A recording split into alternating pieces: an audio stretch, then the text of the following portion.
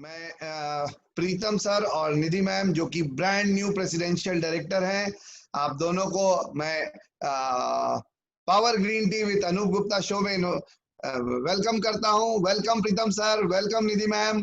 आप दोनों लोगों का इस शो में स्वागत है। और आज आपने अपनी लाइफ में क्या क्या चैलेंजेस झेले हैं, क्या क्या परेशानियां देखी हैं और क्या क्या अचीवमेंट हो रहे हैं और क्या होने वाले हैं, इन सब चीजों से आज हम लोग आपकी जुबानी सुनेंगे, आपकी कहानी। वेलकम। मैं कुमार प्रीतम, पेशे से कोरियोग्राफर, लगभग 35 फिल्म कर लिया। बट लोग कहते हैं ना कि फिल्म दुनिया एक उगते हुए सूरज को प्रणाम करती है, सलाम करती है। सेम वही है। जब तक फिल्म करते रहे लाइफ अच्छी रही, जब फिल्म किसी महीने में नहीं है तो लाइफ थोड़ा सा लो नीचे चली आती है। लेकिन मैं अपनी जिंदगी में आज बहुत खुश हूँ। इस लॉकडाउन में सारे लोग कहीं ना कहीं थोड़े से दुखी हैं। दुखी तो मैं भी हूँ सबको देख करके, बट मैं इस बात के लिए खुशी महसूस करता हूँ अंदर कि मेरे हमसफर निधि जैसा कोई मुझे मिला, जो भगवान ने सिर्फ मेरे लिए बनाया। मैं इनकी मुलाकात कहाँ हुई थी, मैं छोटी सी बात करूंगा कि मैं शूटिंग कर रहा था और इनके पिताजी एक फिल्म प्रोड्यूस किए थे। उस दौरान इन्होंने जिद की थी कि शूटिंग मुझे देखना है, तो ये मेरे पास शूटिंग देखने के लिए आई थी। मैं वहां पे एक हीरोइन को मैं ऐसा समझा रहा था कि हीरो आपको ऐसे छेड़खानी करेगा, मस्ती करेगा तो आपको एक घूम करके तमाचा लगाना है। तो उससे नहीं हो पा रहा, तो मैंने इनको इनवाइट कर लिया। वो ऐसा इनवाइट किया था कि मैं बताता हूँ कि मैं इनको बताया कि ऐसे ऐसे करना है, और मैं इनको जैसे छेड़खानी किया, मतलब मस्ती किया, इनको वो बहुत बुरा लगा। और वो ये सचमुच का मुझे एक तमाचा पूरे 1000 लोगों के बीच में मुझे सचमुच का एक तमाचा मारी थी। तो मुझे गुस्सा आया कि मैं पलट कर मारूं, बट मैं अपने आप को बहुत कंट्रोल किया। मैं बोला कि तेरे थप्पड़ का जवाब मैं अपने प्यार से दूंगा, और यह प्यार आज ये मेरे साथ है। क्या बात है। तो यह मेरी जिद थी। इनकी भी एक ये भी बहुत बड़ी जिद्दी है, ये अपनी बात कहेंगी। तो वहां से चला आया मैं। अब मैं हमेशा यह मेरी एक अंधविश्वास कहिए या कुछ भी कि मैं यह सोचता था कि फिल्म लाइन में सारे एंजॉय करने के बाद, अच्छे अच्छे जगह पे घूमने के बाद, काम करने के बाद, चूंकि मैं एक अनुभव किया था ताजमहल पे, मैंने 6 दिन तक शूटिंग किया था। तो मुझे ऐसा लगा कि अच्छे अच्छे जगह पे घूमना और अच्छे अच्छे जगह अच्छे अच्छे चीज खाना खाना, ये सब चीज फिल्म लाइन में संभव है, और उसके बावजूद पैसा आता है। तो ये मेरी गलतफहमी इस 4 मंथ में चकनाचूर हो गई। कहते हैं ना सर कि वक्त का जो तराजू होता है, वह अपनों की पहचान मतलब जब हालात खराब होती है तभी करती है। तो सचमुच का मेरा जो ये तराजू का जो ये मेरा वजन था, मुझे इस लॉकडाउन में मालूम हुआ। मैं तो जानता था कि यह जिद से काम कर रही है, मैं इनको काम करते हुए छोड़ भी देता था कि हाँ कर रही है। मैं इनको बहुत सारी बातें भी बोला था, बहुत नेगलेक्ट था कि जो ये काम करने लगी मोदी केयर के लिए। तो चूंकि मैं बहुत सारे इवेंट करता था सर, तो मुझे एक ऐसा मेरे अंदर एक निगेटिव बात बैठी हुई थी पहले से ही कि नेटवर्किंग बहुत मतलब चीटिंग वाली बात होती है, बहुत मतलब स्ट्रगल है, कोई सक्सेस नहीं होता है। यह मेरे अंदर बहुत सी मतलब निगेटिव बातें भरी हुई थी। लेकिन वो हुआ यूं कि ये बोलती गई, सहमति छोटी छोटी मांगती गई, मैं भी बोलता गया। मैं इनको देखता था सर कि वह दर्द में इनको देखता था काम करने का, जो बैग उठा उठा करके 2-2 किलोमीटर 3-3 किलोमीटर पटना में जाती थी और काम करके आती थी। फिर भी मैं देख करके भी खामोश रहता था कि तुम थक करके खुद ये छोड़ दोगी। लेकिन मेरा ये जो सपना चकनाचूर हुआ, आज तक फिल्म इंडस्ट्री से अभी इस लॉकडाउन में किसी का कॉल नहीं आया कि हाँ प्रीतम जी आपको आपकी कैसी स्थिति है, क्या हालात है। लेकिन यह मेरा घर का खर्च आज भी अकाउंट में मतलब अच्छे पैसे आए हैं, जिसके कारण चेहरे पे स्माइल है। मैं इनको बहुत बहुत धन्यवाद देता हूँ सर। और सबसे ज्यादा थैंक्स कहूंगा कि अभी मोदी केयर का जो सिस्टम है, मतलब जिसको समझ ले जो सबसे पहले, वो बहुत बड़ा विजेता होगा। मेरे जैसा नहीं कि मैं 1.5 साल 2 साल लग गया मुझे समझने में, और अब जाकर 4 महीने में मुझे समझ आई है। मैं आज पहली बार ऐसा, ये आपका ये पोस्टर है ग्रीन पावर का, ये ग्रीन टी पावर का ये मैंने पहली बार फेसबुक पे भी पोस्ट किया है। बहुत मतलब पहले मैं किसी से कहने में शर्म फील करता था अंदर से कि लोग क्या कहेंगे, बट मेरी आंखें खुल गई। अब मुझे प्राउड फील हो रहा है कि मैं मोदी केयर कर रहा हूँ सर। और इनकी बहुत सारी बात है, बहुत सारी त्याग है जो मैं इन्हीं की जुबान से कहना चाहता हूँ। Thank you sir Modi. क्या बात है प्रीतम जी, बहुत बढ़िया प्रीतम सर। जी सर, मैं 4 महीना में जगा हूँ और मुझे सर कहीं ना कहीं जब कुछ बातें इनके और मेरे बीच, चूंकि मार्केट में जाती थी, बहुत सारी ऊंच नीच बातें हो रही थी, तो उस समय भी मैं बहुत अंदर से टूट जाता था, क्षुब्ध हो जाता था। लेकिन आपसे भी एक बार मैं मिला था सर, तो आपने मुझे जीने का एक जो प्रेरणा दी है सर, वो जिंदगी भर में नहीं भूलूंगा। बहुत लोग ऐसे, सुमन सर से, अमित सर से, हमारे जितेंद्र सर से, हमारे स्पॉन्सर है गौरव जी, सब किसी से प्रेरणा कहीं ना कहीं मिलती है। प्रेरणा तो हम लोग को छोटे वाले मेरे डाउनलाइन के जो लोग हैं उनसे भी बहुत सारी मिली मुझे। मुझे बहुत अच्छा लगता है ये सिस्टम को देख करके, समझ करके। थैंक यू एक बार सभी मोदी कैरियन को मेरे तरफ से बहुत बहुत धन्यवाद कि ये सिस्टम में हम लोग काम कर रहे हैं सर। Thank you. क्या बात। ये बता चलिए। गुड मोदी के मॉर्निंग ऑल ऑफ यू। मेरा मोदी के मॉर्निंग। मैं एक हाउस वाइफ। आवाज आ रही है सर? यस, बिल्कुल आ रही है। मेरा नाम नीति है, मैं एक हाउस वाइफ हूँ नहीं, मैं अभी हाउस वाइफ नहीं हूँ, कोई नहीं मुझे बोल सकता मैं हाउस वाइफ हूँ। मैं एक वक्त था जब मैं हाउस वाइफ थी, जब इनसे मेरी शादी हुई, मतलब जैसे हुआ ना स्टार्टिंग, ये थप्पड़ वगैरह मैं इनको मारी, उसके बाद फिर ये मुझे इमोशनल होता है ना, किसी को कोई मुझे मतलब कहते हैं ना, कोई मुझे डांट के कोई काम नहीं करा सकता। प्यार से अगर आप बोलेगा तो मैं आपके लिए जान भी देने को तैयार हूँ, लेकिन अगर डांट के बोलेंगे तो कुछ नहीं मिलने वाला।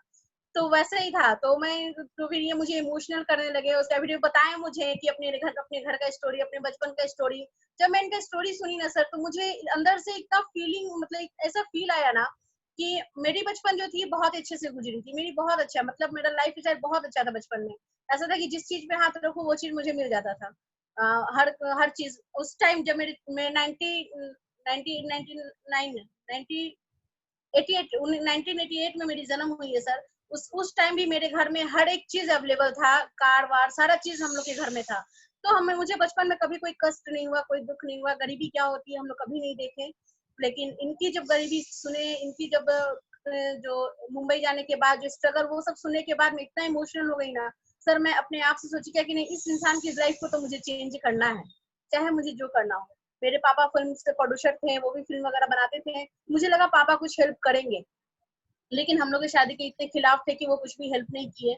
उसके बाद फिर मेरी बुआ हेल्प की, मेरी दीदी हेल्प की, वो लोग मेरी हेल्प की, और इस वजह से हम लोग की शादी हो पाई। शादी के बाद जब पटना आई सर, तो उस टाइम हम लोगों के पास मात्र 1500 रुपया था। 1500 रुपए से हम लोग अपना जीवन को स्टार्ट किए, और 1500 रुपया होने के साथ साथ उसके अलावा कुछ नहीं था। किसी तरह से मैं जॉब ढूंढ रही थी। मुझे एक होटल में रिसेप्शनिस्ट का जॉब मिला सर। 3000 उसमें मुझे था इनकम। 3000 का जॉब, वो भी महीना लगने के बाद मिलना था। वो 1500 में ही हम लोगों को घर चलाना था। कैसे महीना लगता, कैसे चलता। और 10 मिनट के रास्ते पे मेरी मम्मी का घर था। लेकिन मैं इतनी जिद्दी हूँ कि मैं सोची कि मैं भूखे रह जाऊंगी, बट मम्मी से कुछ भी लूंगी नहीं। ये मेरा जिद था, और मैं कभी नहीं ली, कभी कुछ नहीं।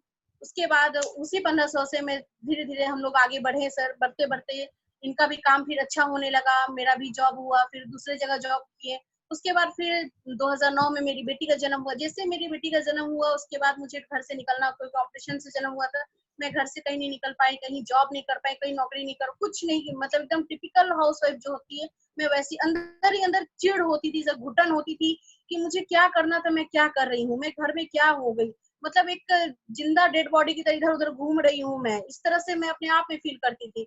और ये भी 4 बात सुनाते थे, कहीं से शूटिंग करके आते थे। तो मेरा तो उस टाइम हाउस वाइफ हूँ, तो टीवी तो देखना है, सीरियल तो देखना है। 9 बजे रिमोट मेरे हाथ में, कोई छू के दिखाए, किसी का मजा ले, तो ये उसके लिए चिढ़ जाते थे कि 4 दिन पे हम आते तो टीवी देखने नहीं देती हूँ। तो हम क्या करें, ये सब चीज मेरे अंदर था। ये भी 4 ताना सुनाते थे। मुझे लगता था कि बेरोजगार हूँ तभी ना सुनाते हैं, आखिर कुछ कर नहीं पा रही हूँ। बहुत सारी लेडीज के साथ ऐसा होता है। लोग जेंट्स आते हैं, काम करके आते हैं कि घर में हो, करती क्या हो, क्या करती हो, क्या कितना करते हो, जो पैसा कमाओ तब पता चलेगा। कुछ 2-4 रुपए लेने में भी हिचकिचाहट होती थी कि कैसे मैं पैसा मांगू, या मांगू तो क्या मांगू। वैसे पैसा ये सारा मुझे देते थे, लेकिन था कि मैं वो पैसा को इनको मतलब दे तो देते थे सारा पैसा लाके मेरे हाथ में, लेकिन उसको मैं अपने हिसाब से खर्च नहीं कर सकती। लेकिन वो चीज एक अंदर था कि मुझे अपने हिसाब से पैसा खर्च करना था, मुझे अपने हिसाब से चीजें खरीदनी थी, अपने हिसाब से चीजें लेनी थी।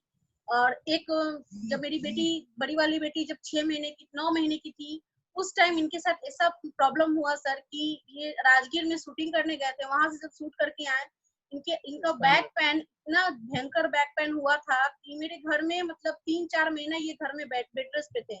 ये क्यूनी से चल के ये वॉशरूम जाते थे, चल नहीं पा रहे थे। उस टाइम का इतना खराब सिचुएशन था सर मेरे घर में। मेरे बच्चों को, मेरी बेटी उतनी छोटी थी, उसके लिए दूध के लिए पैसा नहीं था, और वैसी स्थिति थी। और घर वाले कोई और सपोर्ट नहीं करे। मेरे घर वाले कोई सपोर्ट नहीं किए, मेरे ससुराल वाले कोई सपोर्ट नहीं किए उस टाइम।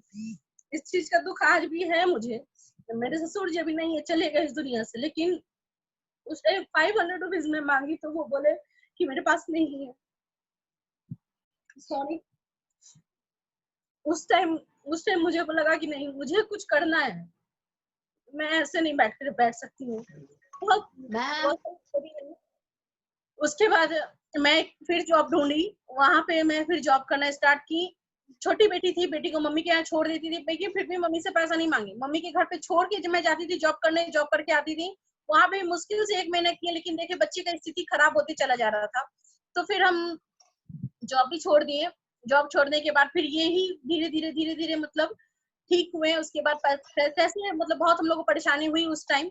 उसके बाद धीरे धीरे ठीक हुआ, लेकिन मेरे उस टाइम मेरे दिमाग में एक चीज आ गया सर कि ये जो बिजनेस, ये जो इनका काम है ना, जब तक इनका शरीर है तब तक वो काम है। आखिर ये डांस डायरेक्टर है, डांस कब तक करेंगे? जब तक शरीर का साथ देगा तभी तक करेंगे। उसके बाद फिर क्या, उसके बाद कैसे, ये सब मेरे दिमाग में चलते रहता था। लेकिन मेरे पास कोई ऑप्शन नहीं था, क्योंकि मेरा क्वालिफिकेशन बहुत ज्यादा नहीं है। आईएससी है, कोई डॉक्टर नहीं पढ़ी, कोई इंजीनियरिंग नहीं पढ़ी, तो बस आईएससी के लेवल पर आपको कितना का जॉब मिलेगा? आज की डेट में मार्केट में 10,000 का भी जॉब नहीं मिलता, लोग एक्सपीरियंस पूछते हैं। तो एक था कि मुझे कुछ करना है, कैसे करे, कहाँ करे। उसके बाद जब बच्चे बड़े होने लगे, उसके बाद बच्चे को संभालना, उसको देखना, उसको स्कूल भेजना लाना, उसके बाद फिर दूसरी बेटी हो गई। फिर मतलब मैं हाउस वाइफ में इतना उलझ के रह गई ना सर, और अंदर अंदर एक घुटन हो रहा था कि मैं क्या करूं, कैसे करूं, क्या करूं, कुछ समझ नहीं आ रहा था। कहते हैं कि आज पहले तो यकीन नहीं होता था, लेकिन अब यकीन होने लगा है कि जब आप अगर कुछ करना चाहते हैं ना, या भगवान से कुछ मांगते हैं, तो भगवान किसी ना किसी के थ्रू आपको वो चीज जरूर देते हैं। वही एक ये था कि मुझे कुछ करना है। इस सिचुएशन में फिर मुझे गौरव जी से मुलाकात हुई। गौरव जी के इनके भगना है, ऐसे आते जाते थे, उनसे भी मैं कितनी बार जॉब के लिए बोली हुई थी। वो मोदी के ज्वाइन किए थे, आए मुझे मेरे पास, बोले मामी जी काम कीजिएगा कि पैसा कमाइएगा। हम लिखे जी काम करेंगे पैसा कमाएगा मतलब क्या होता है, या तो जॉब है तो बताइए। जॉब के लिए वो उनको उस दिन मैं बुलाई भी थी, तो किसी और के काम से, लेकिन वो काम नहीं हुआ। और ये मुझे बोले कि मामी जी ऐसे ऐसे है, जॉब है, ये मोदी केयर है, आप इसको करिए, नवंबर तक आप 1 लाख इनकम में पहुंच जाइएगा। हम लोग वाह, ऐसा भी होता है क्या? बोले हाँ, क्योंकि नेटवर्क मार्केटिंग का मुझे कोई आइडिया नहीं था। कभी मेरे बैकग्राउंड में, मेरे फैमिली बैकग्राउंड में भी कोई नेटवर्क मार्केटिंग किए नहीं, तो मुझे इसका कोई आइडिया नहीं था, कोई अंदाजा नहीं था कि क्या होता है ये चीज। ये मुझे बताया, हमने ठीक है चाहिए क्या बताइए। तो हमको बोले कि मामी जी हमको आधार कार्ड वगैरह दे दीजिए। हम सोचे क्या कि नहीं देंगे तो वैसे भी जाकर के बोलेंगे कि मामी जी को इतना एटीट्यूड है कि आधार कार्ड मांगे तो वो भी नहीं। तो हम दे दिए आधार कार्ड, लीजिए गौरव जी ले लीजिए आधार कार्ड, पैन कार्ड मांगे हम दे दिए। डेमो वगैरह नहीं देखे, बिजनेस प्लान हम नहीं समझे, मुझे कुछ नहीं पता था कि बिजनेस क्या है नहीं है, मुझे कुछ नहीं पता था। बस मोदी केयर है और मेरा एक आईडी लगा दिया। रात को 11 बजे ये आए, शाम में वो लेके गए, रात को 11 बजे हम बोले कि वो ऐसे ऐसे गौरव जी आए हुए थे, हम आईडी दे दिए। तो बोले तुम पागल हो, क्यों दी हो, ये सब फालतू चीज होता है, बेकार चीज होता है, मेरा बहुत सारा दोस्त किया है, कभी सक्सेस नहीं किया, कोई सफल नहीं होता। हमने ठीक है अब तो दे दी उनको। सुबह में फोन किए, गौरव जी फोन मेरा आईडी मत लगाइएगा। तो बोले मामी जी रात को 11 बजे हम आपका आईडी लगा दिए। हम बोले अच्छा ठीक है कोई बात नहीं। उसके बाद फिर वो हम बोले मामा जी गुस्सा आ रहे, तो बोले अच्छा ठीक है हम आते हैं। हमने ठीक है आइए। वो मेरे घर आए जितेंद्र सर को लेके, जितेंद्र सर आए और डेमो दिखाए।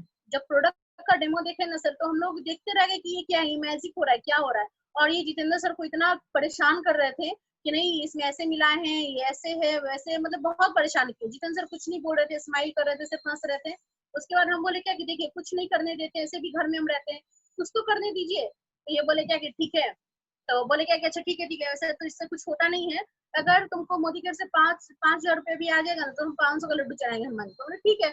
तो जितेंद्र सर वहीं पे थे, गौरव जी वहीं पे थे। हमने क्या चैलेंज एक्सेप्ट करे जितेंद्र सर? तो बोले क्या कि हाँ बिल्कुल कीजिए। हमने ठीक है। तो उस समय फिर हम 500 500 समथिंग का प्रोडक्ट लिए, प्रोडक्ट यूज किए, प्रोडक्ट मुझे अच्छा लगा। सबसे पहले प्रोडक्ट अच्छा लगा। प्रोडक्ट जब अच्छा लगा तो फिर गौरव जी नेक्स्ट दिन आए, बोले क्या कि मामी जी 2500 का लॉयल्टी होता है, वो चल के ले लीजिए। हमने क्या कि मेरे पास पैसा नहीं है, इनसे बोले, ये बोले कि नहीं हमको फालतू सब काम के लिए पैसा नहीं देना है। हमने वो प्लीज रिक्वेस्ट कर रहे हैं, आप हमको पैसा दीजिए, हम आपको रिटर्न कर देंगे पैसा, वो सामान हम सेल कर देंगे। हम ये बोल करके इनसे रिक्वेस्ट करके सर पैसा लिए, और यकीन नहीं माने सर, वो 2500 का प्रोडक्ट हम तुरंत सेल कर दिए। उसके दूसरे ही दिन 2500 का प्रोडक्ट हम सेल कर दिए, वो भी एमआरपी रेट पे। आज हमको बुरा लगता है कि उनसे एमआरपी रेट पे हम प्रोडक्ट लिए, उसके बाद हमको प्रोडक्ट गिफ्ट किए सर, लेकिन एमआरपी रेट पे हम प्रोडक्ट सेल करके और पैसा लाके इनको दे दिए।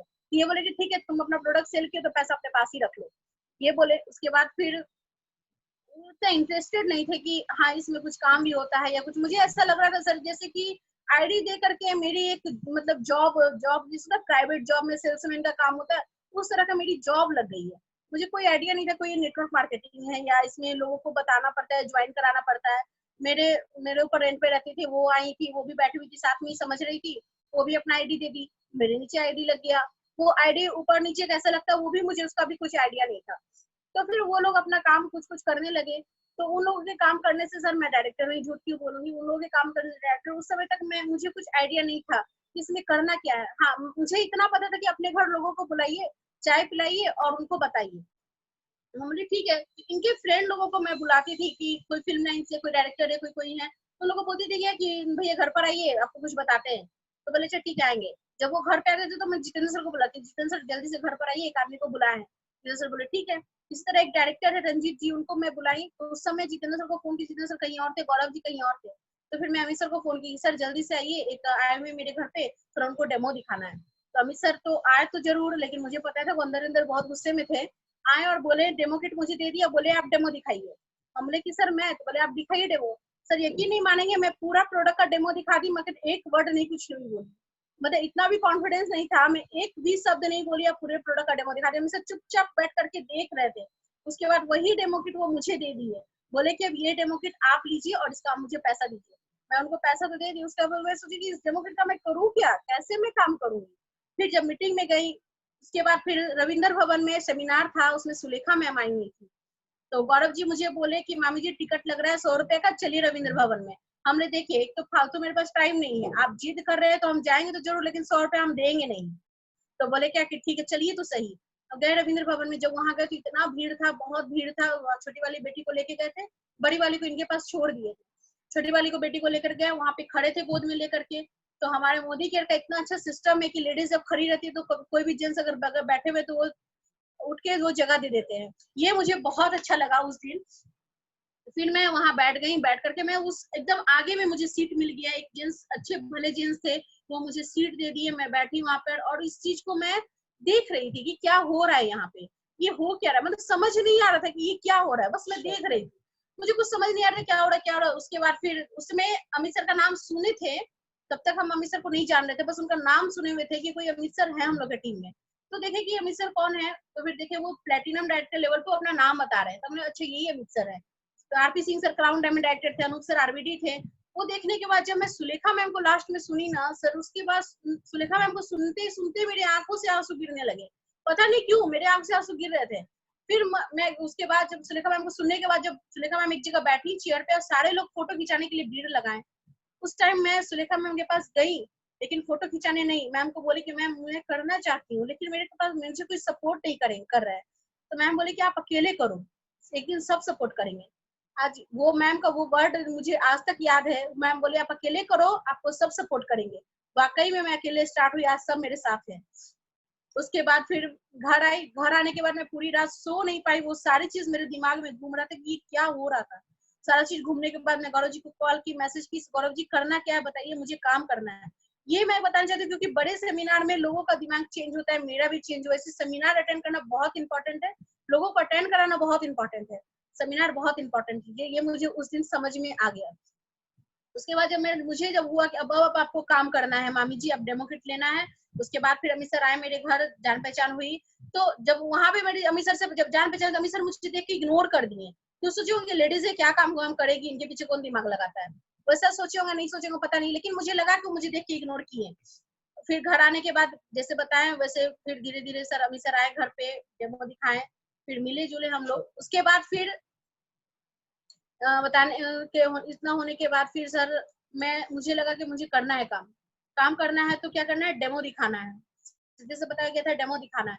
फिर मैं डेमो दिखाने के लिए निकली, इनसे मैजिक ऑनर के लिए बोले, मीटिंग में गए, बीआईए हॉल मीटिंग में, वहाँ पे मैजिक ऑनर का डिस्कस हो रहा था।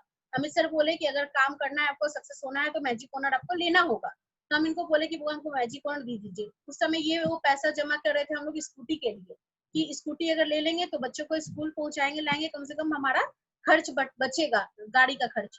तो स्कूटी के लिए पैसा रखे हुए थे। हम इनसे रिक्वेस्ट करके बोले कि इनको पैसा दे दीजिए 25,000 रुपया मैजिक ऑनर के लिए। सो सर बोले हैं, और मीटिंग में बताया जाता है अपलाइन जो बोलते हैं वो करना चाहिए, अगर मोदी केयर में सक्सेस होना है, कुछ बिजनेस में सक्सेस होना है तो इनसे स्कूटी का पैसा मांगे, ये दे दिए मुझे 25,000 रुपया। मैं मैजिक ऑनर ले आई, मैजिक ऑनर लेकर के घर पे रखी।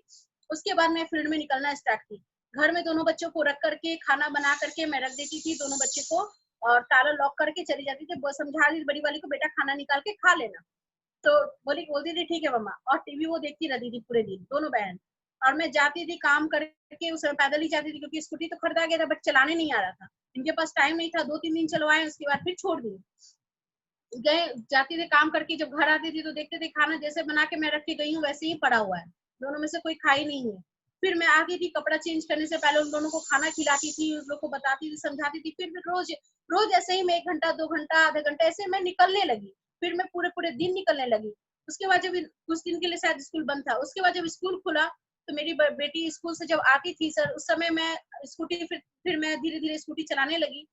तो होता है, कहते हैं कि जब तक आप जिद नहीं किसी चीज के लिए करेंगे तो नहीं होगा। इनको बोलते थे कि सर मुझे स्कूटी चलाना सिखा दीजिए, तो कहते थे क्या कि नहीं सर, नहीं अभी नहीं, तुम अभी सीख नहीं पाओगी, कुछ हो जाएगा, तुमको एक्सीडेंट हो जाएगा, कुछ हो जाएगा, तो फिर बच्चा को कौन देखेगा। और मैं हाथ में बैग लेकर के 70 फीट, या वो सब हॉल सर देख रहे होंगे, तो उसके आगे मेरा घर है, 70 फीट से जा करके सरिस्ताबाद हर जगह जा करके हाथ में बैग लेकर के मैं डेमो दिखाती थी। वहां से आती थी, पूरा हाथ लाल हो जाता था, पैर में बहुत दर्द रहता था, लेकिन फिर भी मुझे लगा क्या कि मुझे कुछ करना है, मेरे अंदर एक जुनून था कि मुझे कुछ करना है। लोगों के पास जाती थी तो लोग मुझे बोलते थे मोदी केयर वाली, मुझे इतना बुरा लगता था, मोदी केयर भैया मेरा नाम नहीं है। फिर मुझे याद आया क्या कि सुलेखा मैम, फिर याद क्या, जब मैं वीडियो देखना स्टार्ट की, मोटिवेशनल वीडियो सुलेखा मैम का, जब भी निराश होती सुलेखा मैम का वीडियो देखती, सुलेखा मैम का वीडियो देखती थी, तो उसमें मैम बता रही थी कि पहले उनको लोग बोलते थे घूंघट वाली, फिर बोलते थे बच्चे वाली, फिर बोलते थे स्कूटर वाली, फिर मोदी केयर वाली। तो वो जब मैं जो उनको देखी, उस वीडियो में उनको सुनी ना, तो मुझे लगा ना कि मेरा अब मैं सक्सेस हो जाऊंगी। मुझे लोग मोदी केयर वाली बोल रहे हैं, अब मैं जरूर सक्सेस हो जाऊंगी। इसके बाद फिर लोग मुझे स्कूटी वाली बोलने लगे। तो फिर सर उसके बाद स्कूटी का भी एक अलग ही स्टोरी है। 2 दिन चलाना सीखवाया, उसके बाद फिर चले गए, और मुझे टाइम नहीं दे रहे थे कि मैं सीखूं, और हाथ से मैं बैग लेके जाना, मुझे इतना रोना आता था कि मैं घर में मेरी स्कूटी रखा हुआ है, मैं पैदल इतना दूर जा रही हूँ, आ रही हूँ, काम कर रही हूँ, और स्कूटी मेरे घर में पड़ा हुआ। इतना गुस्सा आया था सर, मैं स्कूटी उठाई और लेके चली गई। मैं बोली कि आज मैं या तो चला करके आऊंगी, या तो सीख के आऊंगी, या तो उधर ही ठोका करके आऊंगी, दोनों में से एक काम होगा, या तो सीख जाऊंगी या तो फिर उधर ही खत्म हो। तो फिर ये सोच के मैं स्कूटी लेके तो निकल गई, और निकल के पूरा बाईपास बस स्टैंड पूरा चला करके फिर मैं वापस घर आ गई। उस दिन मैं बिल्कुल स्कूटी सीख गई। उस दिन के बाद मुझे डर नहीं लगा। और बात जब अमित सर से बात होती थी, बोलते थे कि ऐसे काम कीजिए, वैसे काम कीजिए, तो हम बोलते थे कि सर स्कूटी जीते, जब तक डरिएगा तब तक डरते रहिएगा, डर जिस दिन डर को काबू में कर लिएगा उस दिन आपकी जीत हो जाएगी। ये बात मेरे दिमाग में घूम रहा था कि डर के आगे जीत है। और जब भी मुझे डर लगता था कि तो मुझे ये बात याद आता है। आज भी मैं किसी कीचड़ उचड़ में चलाती हूँ तो मुझे ये बात याद आता है कि डर के आगे जीत है। तो उसी तरह सर, जिस तरह मतलब स्कूटी लेके निकली, उसके बाद फिर मैं स्कूटी से स्टार्ट की अपना काम।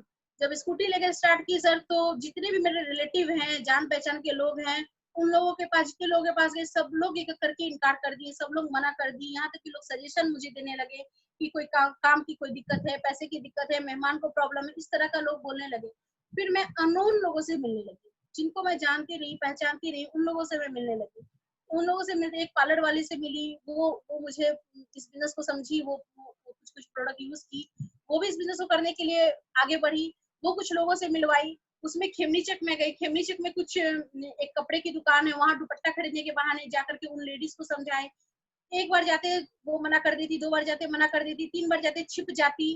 तो इस तरह से वो लोग करते थे, लेकिन फिर भी मैं जाना नहीं छोड़ी, उनके पास जाती रही। और बोले कि आप 2 से 5 दिन तो टाइम दीजिए।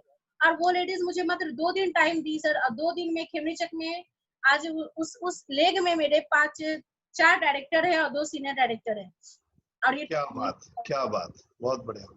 अननोन लोगों से मिलने के बाद ही मेरा बिजनेस आगे बढ़ा सर, और कोई मेरे पहचान के लोग, क्योंकि ये तो सपोर्ट कर नहीं रहे थे, और इनके मतलब संपर्क में इतने अच्छे लोग हैं, लेकिन इनको बोलने में खराब लगता था, बताने में खराब लगता था। मैं भी जाती थी तो मुझे भी लोग बोलते थे ना, क्या ये सब फालतू का काम है, क्या ये तेल साबुन का काम है, ये सब बेचने निकले हैं। सुनते थे, आते थे घर पे बहुत निराश रहते थे कि ये हम क्या कर रहे हैं। फिर लगता था क्या कि इसके अलावा हम क्या कर सकते हैं, अभी हम क्या कर रहे हैं वो तो समझ आ रहा है कि चलो ये खराब है, लेकिन इसके अलावा मेरे पास ऑप्शन क्या है।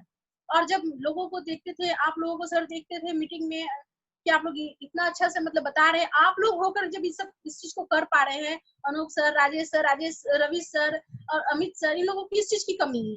जब ये लोग कर रहे हैं तो उन लोगों के सामने मैं क्या हूँ, मैं कुछ नहीं हूँ, मैं एक टिपिकल हाउस वाइफ हूँ।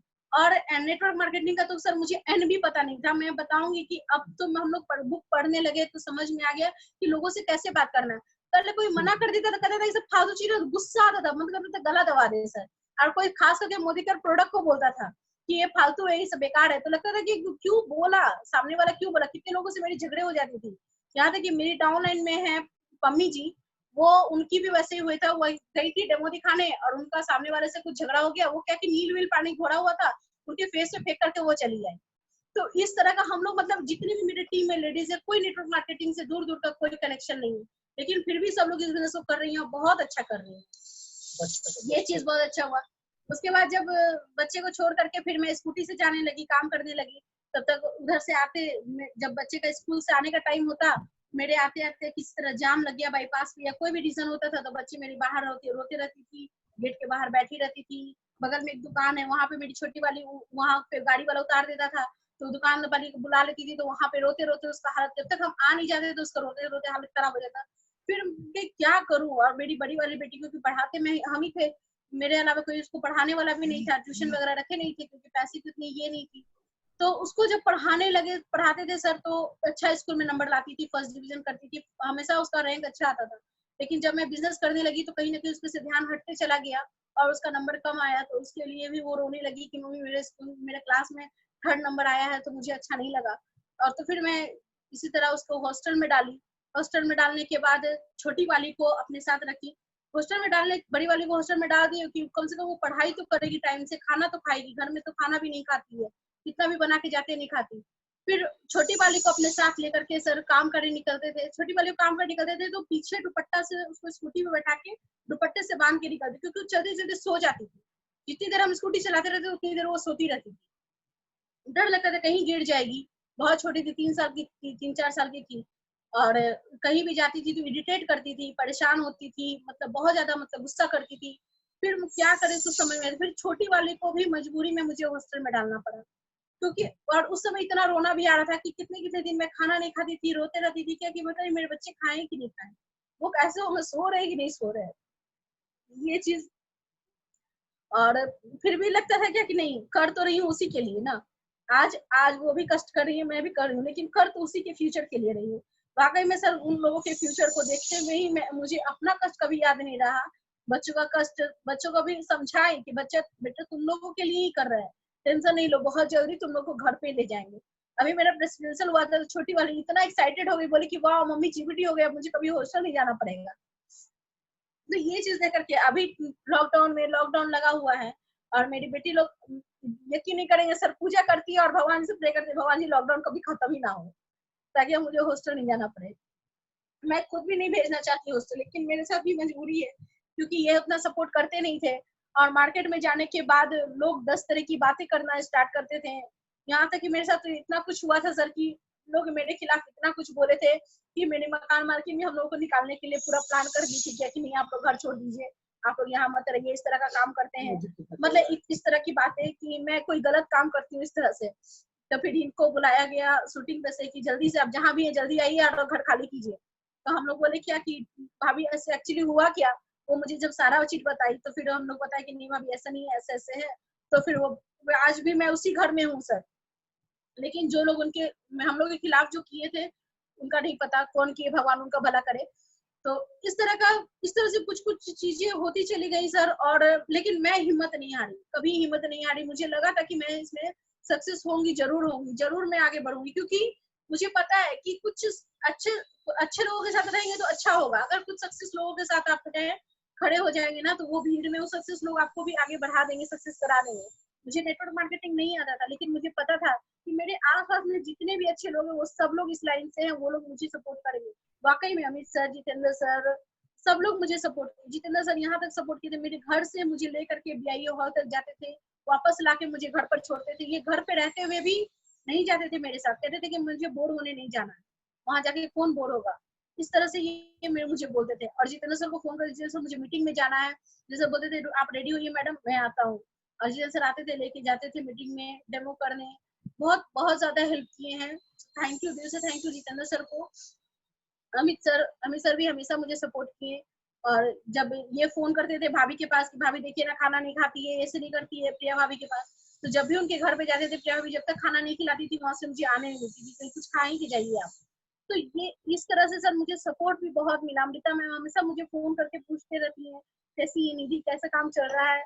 मनीषा मैम पूछते रहती है कि इतना अच्छा लगता है, तब मुझे फील होता है सर कि मैं यहाँ इस फील्ड में अकेले नहीं हूँ, बहुत लोग हैं मेरे साथ मुझे सपोर्ट करने के लिए।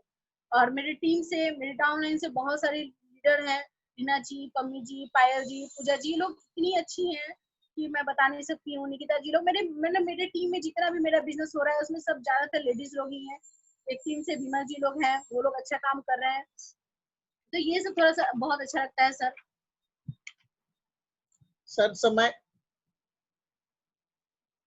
हेलो सर सर बहुत बढ़िया जा रहा है, बोलते रहिए, बहुत बढ़िया। बहुत बढ़िया दीदी मैम। Thank you. और एक बात और बता, खाना ही बंदा था ये और एक बार और बताना चाहूंगी सर कि मेरा ये ड्रीम है सर कि जिस भी जगह ये शूटिंग करे, क्योंकि शूटिंग लाइफ देखने में जितना दूर से अच्छा लगता है ना, टीवी पे फिल्म जितना अच्छा लगता है, सब लोग सक्सेस नहीं, लेकिन रियल में जब वो शूटिंग आप देखेंगे ना तो रो देंगे कि उस शूटिंग में जितना लोग कष्ट करते हैं, जितना तेज धूप होता है, उतने तेज धूप में लोगों को काम करना होता है, और टाइम पे खाना नहीं मिलता है इन लोगों को। तो ये जब जब फोन करके पूछते थे कि कहाँ है, कैसे कर रहे हैं, तो नहीं अभी सुबह में पहुंचा हूँ, अभी तक खाना नहीं खाया हूँ, तो मुझे इतना बुरा लगता था कि इतना कष्ट करके ये काम कर रहे हैं। तो मेरे अंदर लगता था क्या कि नहीं, इनको ऐसा मुझे करना है कि ये कहीं भी शूट करने जाए ना, तो जितनी बड़ी गाड़ी से इनका प्रोड्यूसर आता है, उससे बड़ी गाड़ी से ये उतरेंगे उस सेट पे, और अपनी चॉइस से काम करेंगे, ये मजबूरी में नहीं। मजबूरी के काम में होता है कि कभी खाना दिए, कभी नहीं दिए, बजट कम है, जल्दी जल्दी कीजिए, जल्दी काम कीजिए। इनका 3-3 दिन हो जाता था सर जूता खोले हुए। इस तरह से ये बहुत बहुत मेहनत करते हैं। इनका मेहनत मैं देखी हूँ, सुबह 5 बजे घर से निकल जाना, जाके दिन भर फिर शूट करना, काम करना, फिर वापस घर आना। इस तरह से वो सब देख करके मुझे लगता था कि मुझे तो कुछ करना है। और कहते हैं ना कि जब कुछ चाहते हैं तो भगवान आपको देते हैं। भगवान हमको, मुझे मोदी केयर दिए हैं, मतलब भगवान के का मेरे लिए मोदी केयर गॉड गिफ्टेड है। वो मुझे गिफ्ट किए हैं मोदी केयर कि आप अपने लाइफ को चेंज करो। मैं जितनी भी लेडीज है सबको कहना चाहती हूँ कि आप लोग बिल्कुल मतलब मोदी केयर को कीजिए। मोदी केयर के अलावा कोई ऐसा प्लेटफॉर्म नहीं है जहाँ की हम लोग फैमिली, बच्चों को देखते हुए, घर को देखते हुए इस बिजनेस को हम लोग कर सकते हैं। मोदी केयर के अलावा ऐसा मुझे कोई प्लेटफॉर्म नजर नहीं आता। और बहुत ज्यादा जब हम लोग कहीं जाते थे बताने की, तो लोग बोलते थे कि अरे ऐसा ऐसा कंपनी कितना आया कितना गया, ये भी कंपनी आएगी चली जाएगी। लेकिन सर जब जिस दिन 10 मार्च को समीर मोदी सर आए थे, ये चीज मेरे अंदर था, और मैं बहुत ज्यादा क्वेश्चन करती थी सर से। अमित सर भी बहुत इरिटेट हो जाते थे कभी कभी कि आप बहुत सवाल करती हैं निधि जी। हमें सर, तो जब क्वेश्चन अगर मार्केट में मुझे पूछा जाएगा तो मुझे पूछना ही पड़ेगा। तो लोग मुझे बोलते थे, तो जब ये क्वेश्चन मेरे मन में चलता था कि सच में अभी मैं काम कर रही हूँ और कहीं बंद हो जाएगा तो फिर मैं क्या करूंगी, उसके बाद मेरा क्या होगा। फिर जब 10 मार्च को जब समीर मोदी सर आए थे पटना, और उस दिन इवेंट हुआ था, उस इवेंट में पता नहीं क्या हुआ, लास्ट में मैं गई थी, एक वहाँ के कैमरामैन जिनके जान पहचान के थे उनसे मिलने, वहां पे मुझे समीर मोदी सर मिले। मुझे इतना अच्छा लगा सर कि इतने बड़े आदमी हो करके भी सिगरेट पी रहे थे। मुझे देखते ही पहले सिगरेट को साइड फेंक दिए, फिर हम लोगों के साथ बात किए, मुझसे पूछे कि आपको मोदी केयर में सबसे अच्छा क्या लग रहा है और मोदी केयर से क्या चाहते हैं। हमने सर प्रोडक्ट मुझे मोदी केयर का बहुत अच्छा लग रहा है, प्रोडक्ट से अच्छा और कुछ नहीं है, बहुत ही अच्छा प्रोडक्ट है, ग्रेट प्रोडक्ट है। लेकिन और मैं मोदी केयर से ये बस यही चाहती हूँ सर कि ये मोदी केयर कभी बंद नहीं होगा ना। तो समीर सर हंसने लगे और बोले कि मोदी केयर मैं रहूं ना रहूं, जब तक मोदी ग्रुप है तब तक मोदी केयर रहेगा, मोदी परिवार है तब तक मोदी केयर रहेगा। तो आप लोग एकदम आराम से काम कीजिए, एकदम टेंशन नहीं लीजिए, मोदी केयर हमेशा से है और हमेशा रहेगा। उस दिन मुझे एक विश्वास हुआ कि जब समीर सर खुद से बोल दिए हैं फिर लोग कितना भी बोले मुझे फर्क नहीं पड़ता। उसके बाद मुझे कोई फर्क नहीं पड़ने लगा, लोग क्या बोलने लगे क्या नहीं बोलने लगे। तो ये स्टोरी है सर। और फ्यूचर का हम लोग का है बहुत बड़ा प्लान है सर। मेरा पहले तो ड्रीम देखते थे तो डर लगता था सर कि किसी को बताएंगे ड्रीम तो लोग हंसेंगे। खुद दोस्त दूसरे क्या, अपने हस्बैंड, मेरे खुद हस्बैंड ही हंसते थे, कहते तो तुम पागल हो गई हो। लेकिन जब मैं ड्रीम अपना, जब आप एक बार अनूप सर आप बोले थे कि सब लोग अपना अपना ड्रीम बुक बनाइए, उस समय ड्रीम बुक बनाने को मैं बड़ा बड़ा ड्रीम बना तो ली थी, लेकिन यकीन नहीं था कि ये सच भी होता है। लेकिन जब ड्रीम बनाई उसके बाद जब जब चीजें मेरी पूरी होने लगी और जब उस पर मैं टिक लगाने लगी तो मुझे लगा कि नहीं वाकई में ड्रीम पूरा होता है। और जिस समय उसमें मैं फोटो फॉरेन ट्रिप का फोटो सब लगा रही थी कि कहाँ कहाँ जाना है, उसमें मलेशिया का फोटो लगाओ तो मुझे ध्यान भी नहीं, मैं मलेशिया का फोटो लगाई थी, मलेशिया कोलालमपुर पटाया वगैरह सब फोटो मैं लगाई।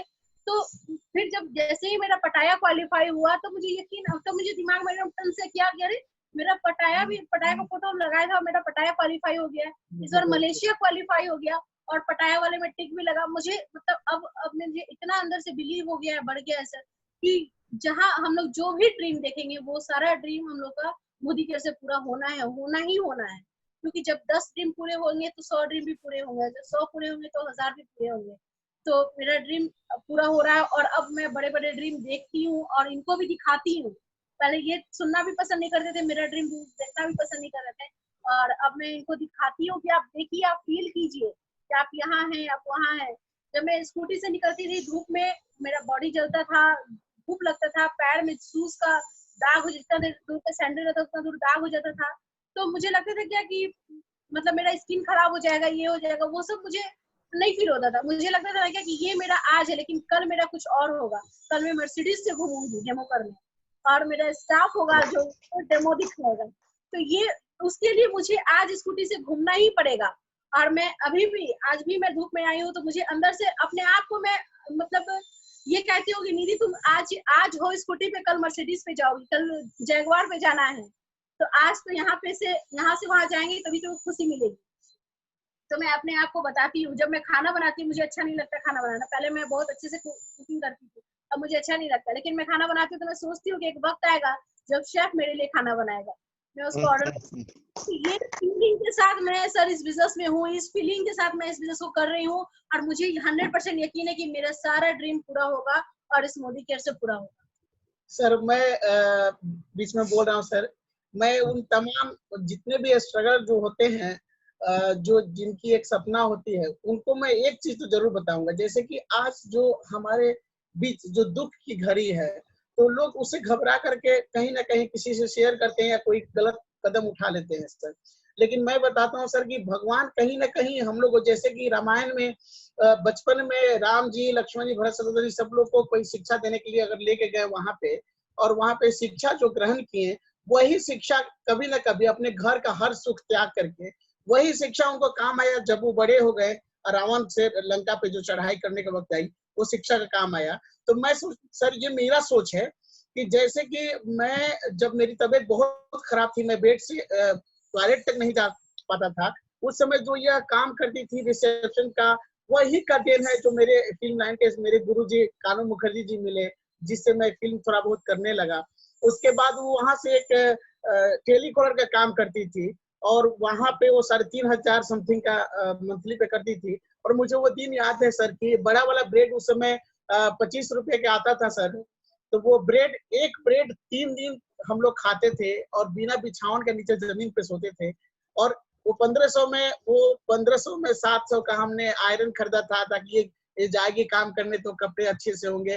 वो दर्द और वो टेलीकॉलर का जॉब रियल में सर, अभी मोदी केयर में ये जो बैठती है सर, तो 5 घंटे 4 घंटे कंटिन्यू जो किसी अननोन नंबर से बात करती है सर, तो मुझे ये चीज का फील हुआ है, एहसास हुआ है सर कि उस समय भगवान हमें ट्रेनिंग दे रहे थे, हमारी वाइफ को या मुझे, मेरा तो आंख अब खुला है।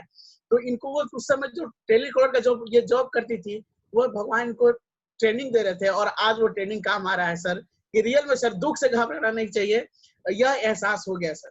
और मैं तमाम अपने साथी को भी बोलूंगा कि कभी भी दुख का कितना भी बड़ा पहाड़ हो तो उससे घबराना नहीं चाहिए, उससे सीख लेनी चाहिए कि यह हमें आगे काम आने वाला है इस मजबूती के साथ साथ। और जितनी भी लेडीज हैं जो भी इस बिजनेस को कर रही हैं बच्चों के साथ, हम लोग इस बिजनेस को कर भी रहे हैं तो बच्चों के लिए ही कर रहे हैं।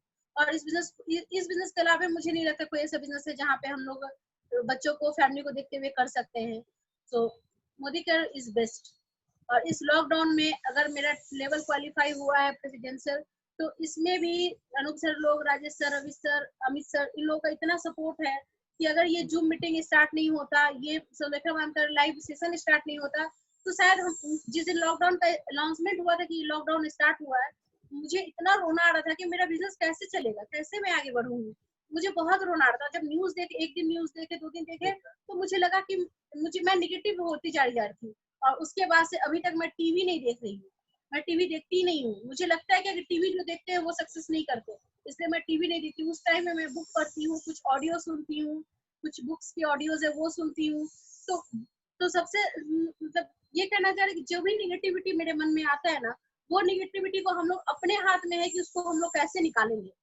निगेटिविटी हर किसी के दिमाग में आता है, हर किसी के मन में आता है, लेकिन उसको निकाल लेना, उससे हटके करना, वो हमारे अंदर है।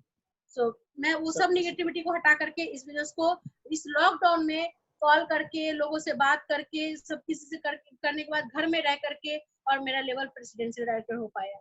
सो thank you Anoop sir, thank you Rajesh sir, Ravi sir, Sulekha ma'am, sir, Suman sir. हमारे क्रॉस लाइन है, लेकिन सुमन सर बहुत हेल्प किए हैं। सुबह सुबह के मीटिंग करना और सुबह सुबह जगाना फोन करके, और फिर हम लोग मीटिंग अटेंड करना। उसके बाद सुबह में 7 बजे एक बार जग गए आप, 1 घंटा मीटिंग अटेंड करें तो फिर सोना संभव नहीं है।